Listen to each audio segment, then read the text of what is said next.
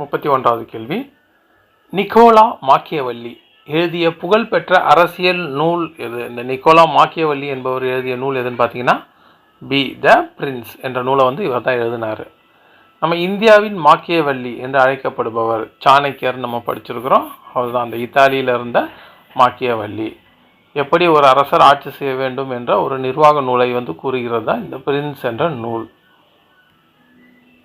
32வது கேள்வி, மறுமலர்ச்சி இலக்கியத்தில் பெட்ரார்க் எந்த மொழியில் எழுதியார்? எந்த மொழியில் எழுதியிருக்கிறாருன்னு பார்த்தீங்கன்னா லத்தீன் மற்றும் இத்தாலிய மொழியில் தான் இந்த பெட்ரார்க் என்பவர் எழுதியிருக்கிறாரு. 33வது கேள்வி, தாந்தோ எழுதிய முக்கியமான இலக்கிய படைப்பு எது? இந்த தாந்தோ எழுதியது டிவைன் காமெடி. இது மறுபடியும் வருது. இது போன பிஜிடிஆர்பியில் கேட்கப்பட்ட கேள்வி. அடுத்து 34வது கேள்வி, டிவைன் காமெடி என்ற நூல் தாந்தோவால் எழுதப்பட்ட இந்த டிவைன் காமெடி எந்த மொழியில் எழுதப்பட்டது? எந்த மொழியில் எழுதப்பட்டதுன்னா இத்தாலிய மொழியில் தான் எழுதப்பட்டது. அடுத்து 35வது கேள்வி, டெக்கமரான் என்ற நூல் எந்த வகை படைப்பாகும்? இந்த டெக்கமரான் என்ற நூலை எழுதினது யார்? பொக்கோசியா என்பவர் எழுதியிருக்கிறாரு. இது 100 கதைகளின் தொகுப்பு, அதாவது புதின கதைகளின் தொகுப்பு. இதுதான் டெக்கமரான். பொக்கோசியா என்பவர் எழுதியிருப்பார். இத்தாலிய மறுமலர்ச்சியில் இலக்கியவாதிகள் யாருன்னு பார்த்தீங்கன்னா முதல்ல தாந்தோ வருவார்.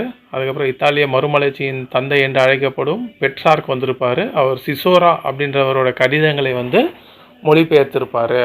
அடுத்து 3வது பொக்காசியா. இவர் டெக்கமரான் என்ற புதின கதைகளின் தொகுப்பை எழுதினவர் இவர். மொத்தம் 3 பேர் முக்கியமாக வராங்க.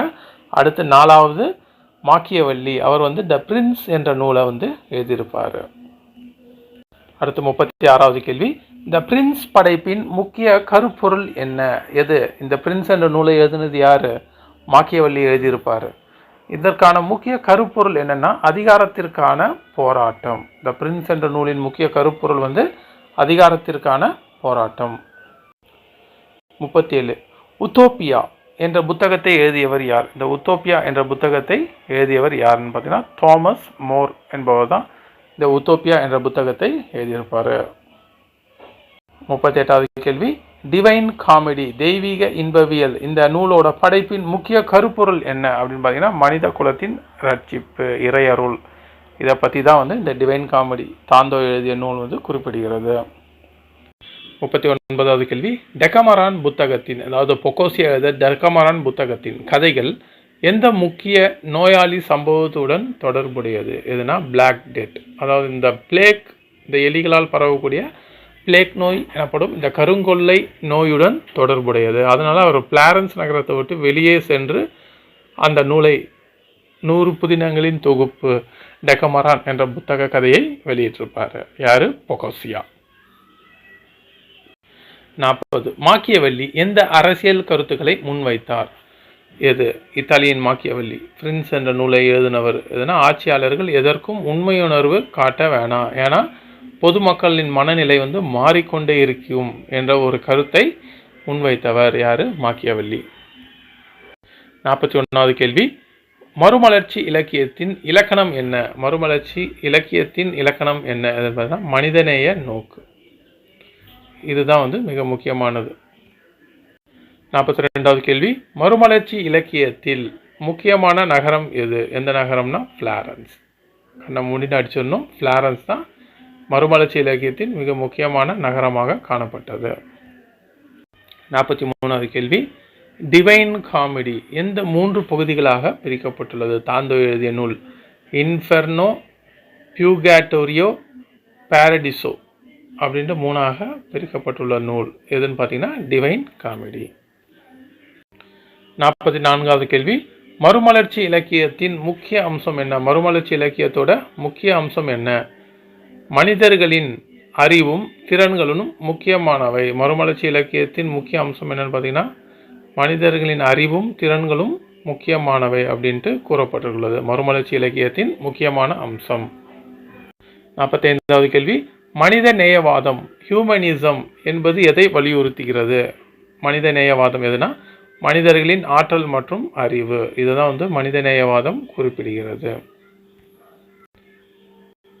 46. மறுமலர்ச்சி இலக்கியம் எந்த வகையான தத்துவத்தை கொண்டது? மறுமலர்ச்சி இலக்கியம் எந்த வகையான மதத்திற்கு அடிப்படையாத தத்துவத்தை கொண்ட ஒரு இலக்கியமாக இந்த மறுமலர்ச்சி கால தத்துவம் இருந்தது.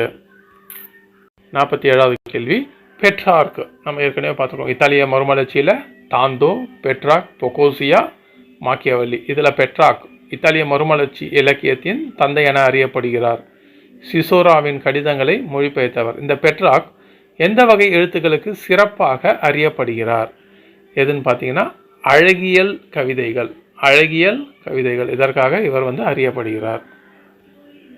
48. மறுமலர்ச்சி இலக்கியம் எந்த சமூக இயக்கத்துடன் தொடர்புடையது? இந்த மறுமலர்ச்சி இலக்கியம் எந்த சமூக இயக்கத்துடன் தொடர்புடையது அப்படின்னு பார்த்தீங்கன்னா மனிதநேயவாத இயக்கம்.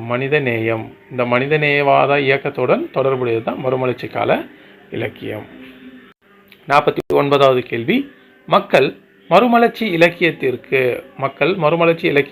பெரிதும் ஈர்க்கப்பட காரணம் என்ன? எதுன்னு பார்த்தீங்கன்னா பழைய கிரேக்க மற்றும் ரோமானிய இலக்கியங்கள் மீது ஏற்பட்ட ஒரு ஆர்வத்தின் காரணமாக தான் இலக்கியத்தில் பெரிதும் மறுமலர்ச்சி ஏற்பட்டு அதன் வழியே செல்ல ஆரம்பித்தாங்க. பழைய கிரேக்க மற்றும் ரோமானிய இலக்கியங்கள் மீது ஆன ஆர்வம், செவ்வியல் இலக்கியங்களை படிக்க வேண்டும் என்ற ஒரு ஆர்வம். 50வது கேள்வி, டிவைன் காமெடி எந்த முக்கிய அடிப்படையில் எழுதப்பட்டது? இந்த டிவைன் காமெடி என்ற நூல் கிறிஸ்தவ சமய கொள்கை, இதன் அடிப்படையில் தான் இந்த டிவைன் காமெடி என்ற நூலை தாந்தோ எழுதியிருப்பார். 51வது கேள்வி, த பிரின்ஸ் எந்த அரசியல் கோட்பாட்டை ஆதரிக்கிறது? த பிரின்ஸ் என்ற நூல் எந்த அரசியல் கோட்பாட்டை ஆதரிக்கிறதுனா அதிகார சார்பு அரசியல். மாக்கியவல்லி எழுதிய நூல். 52வது கேள்வி, மறுமலர்ச்சி காலத்திலிருந்து மனிதநேயம் அதிக வளர்ச்சி அடைய காரணம் என்ன? மறுமலர்ச்சி காலத்தில் மனிதநேயம் அதிகம் வளர்ச்சி அடைந்த காரணம் என்ன பார்த்தீங்கன்னா அறிவியல் வளர்ச்சி மற்றும் இலக்கியங்கள். இதனால தான் மனிதநேயம் வளர ஆரம்பிச்சிச்சு, இலக்கியங்கள் மூலமாகவும் அறிவியல் வளர்ச்சியின் மூலமாகவும். நன்றி.